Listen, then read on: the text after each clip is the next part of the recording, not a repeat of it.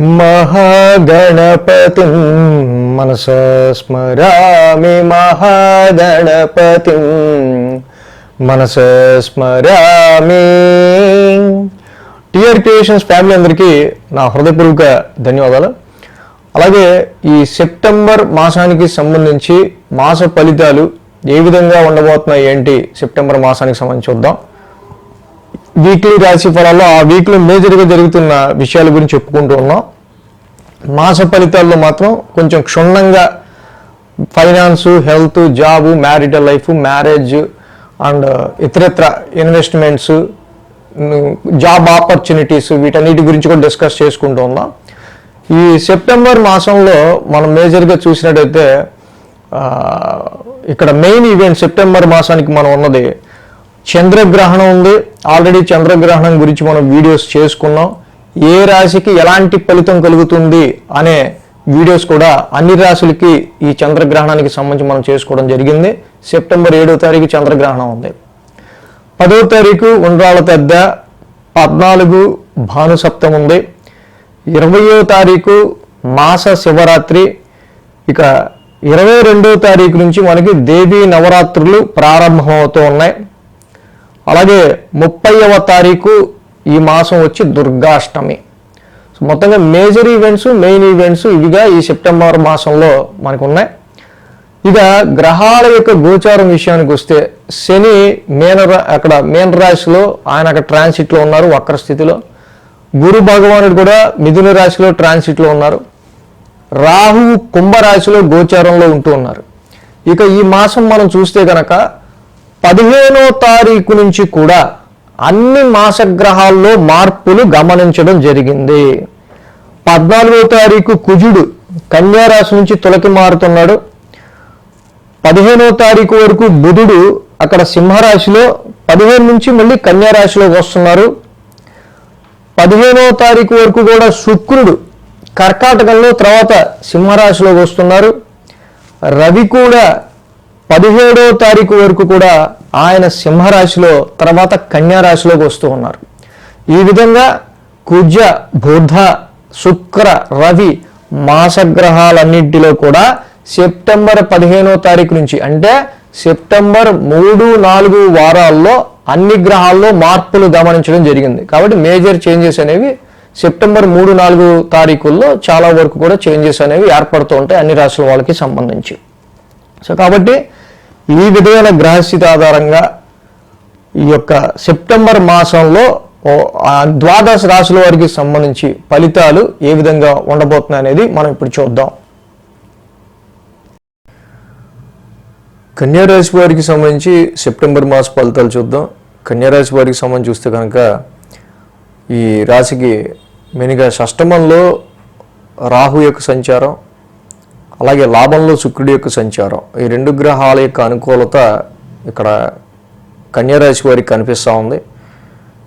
మేజర్గా ఈ రాశికి చూసినట్టయితే కనుక షష్టమంలో రాహు యొక్క సంచారం కొంచెం అనుకూలంగా ఉండడం మనం గమనించవచ్చు. సో ఏదైతే ఈ కన్యారాశి వాళ్ళకి సంబంధించి ఈ రుణరోగ శత్రుస్థానమైన ఆ 6th హౌస్లో రాహు యొక్క సంచారం ఉండటం, సో తప్పకుండా సో ఇక్కడ మెటీరియలిస్టిక్ గెయిన్స్ ఇవ్వడానికి రాహు బాగా ఉపయోగపడుతుంటాడు కన్యారాశి వాళ్ళకి సంబంధించి.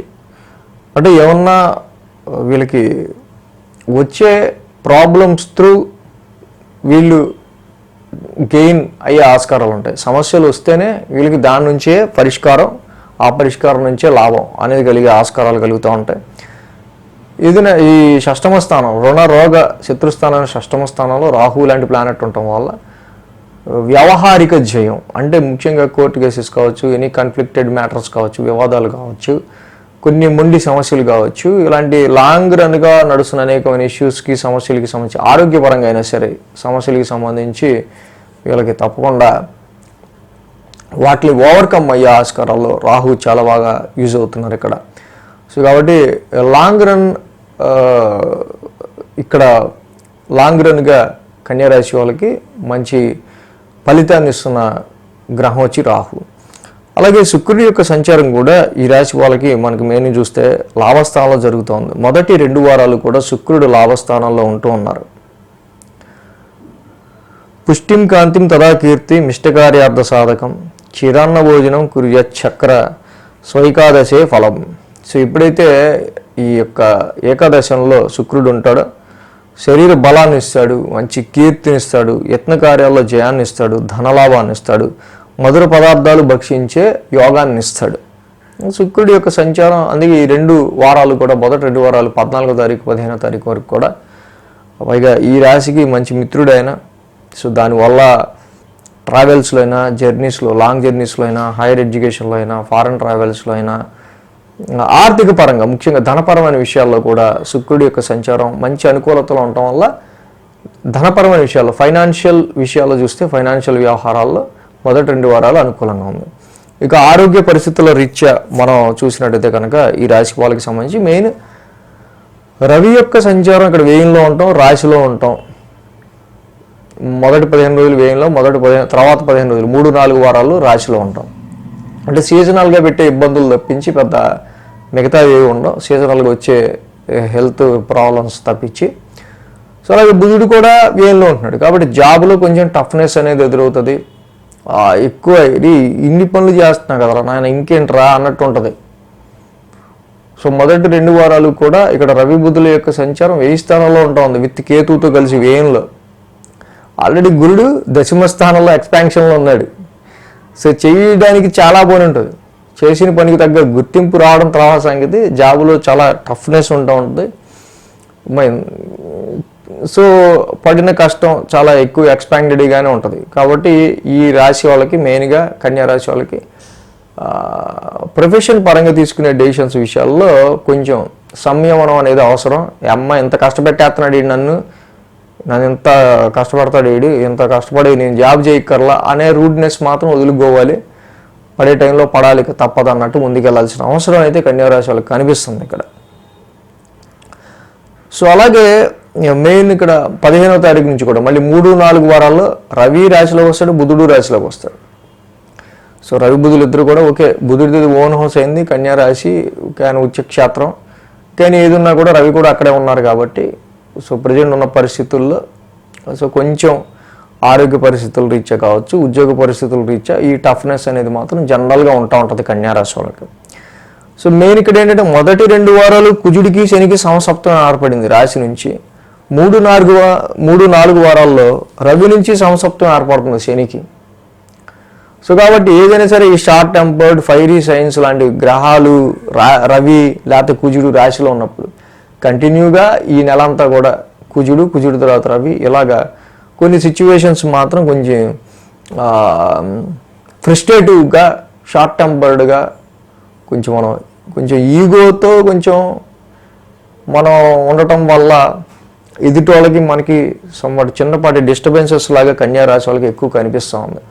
కాబట్టి బిజినెస్ డీలింగ్స్ చేసుకునే విషయంలో, ఎదుటి వాళ్ళతో మనం ప్రవర్తించే విషయాల్లో సో కంపల్సరీగా వీటితో మనకి కొలాబొరేషన్ అవసరం అనుకున్న విషయాల్లో వాడితో అంతగా మనం ఎప్పుడు కూడా డిస్టర్బెన్స్ని పెంచుకునే విధంగా మన యాటిట్యూడ్ ఉండటం చూసుకోవడం చాలా మెయిన్ కన్యా రాశి వాళ్ళకి. సో దీనివల్ల అనవసరంగా కొలాబొరేషన్ దెబ్బతింటే అనవసరంగా వ్యాపారంలో అయినా, కస్టమర్లతో అయినా, మ్యారీడ్ లైఫ్లో పార్ట్నర్తో అయినా కొంచెం మళ్ళీ మనం అనవసరంగా డిస్టర్బెన్స్ ఎక్కువ ఫేస్ చేయాల్సి వస్తుంది.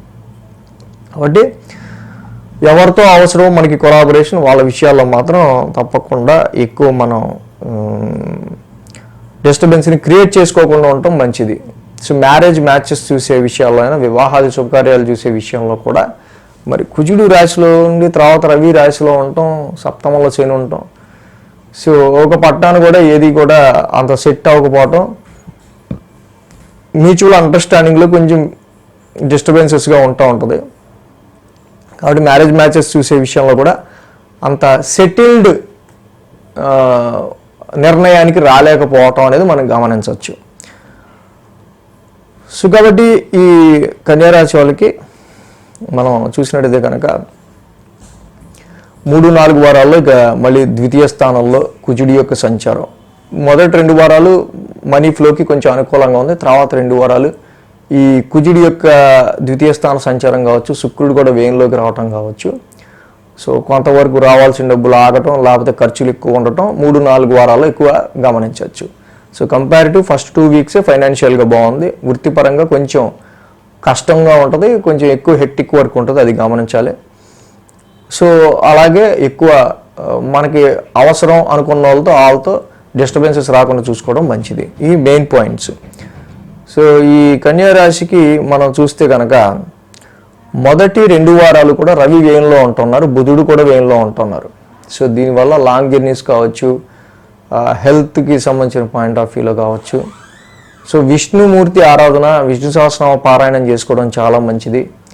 కేజుంపావు గోధుమలు, రెడ్ క్లాత్ దానం ఇవ్వటం మంచిది. రవి ద్వాదశనామాలు చదువుకోవడం చాలా మంచిది.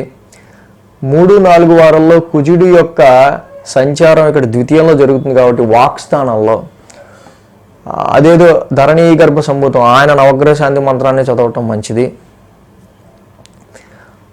సో అలాగే ఈ రాశి వాళ్ళకి సంబంధించి మెయిన్గా రవికి, బుధుడికి, కుజుడికి 3 గ్రహాలకి చేసుకుంటే బాగుంటుంది. అలాగే మనం అనుకున్నట్టు సప్తమ స్థానంలో శని వక్రం వల్ల నిజంగా కొన్నిసార్లు చాలామంది దగ్గర ఫ్రెండ్స్తోనో, మనకి వెరీ క్లోజ్ నియర్ వన్స్తోనో చిన్నపాటి డిస్టర్బెన్సెస్ వచ్చే ఆస్కారాలు ఉంటాయి వ్యాపారంలో కావచ్చు. సో అవి ఎప్పుడు రావచ్చు. ఈ రవి బుధుల వ్యయ స్థాన సంచారం వల్ల ఎక్స్పెన్సెస్ ఎప్పుడు రైజ్గా ఉండే ఆస్కారాలు ఉంటాయి, ఖర్చులు ఎప్పుడు పెరిగే ఆస్కారాలు ఉంటాయి. మరి కుజశనుల యొక్క సంసప్తం వల్ల మీకు మీ ఎదుటి వాళ్ళకి మధ్య ఎక్కువ డిస్టర్బెన్సెస్ క్రియేట్ అయ్యే టైం ఎప్పుడు ఉండొచ్చు. ఇవన్నీ కూడా మనకి వీక్లీ రాశి ఫలాలు కూడా ఫాలో అవుతాయి. పర్టికులర్ ఆ వీక్ ఎప్పుడు మేజర్గా దేని మీద ఇంపాక్ట్ ఉంది, ఆ వీక్ దేనికి రెమెడీ చేసుకుంటే బాగుంటుంది అనేది ఇంకా మీకు బాగా తెలుస్తుంది.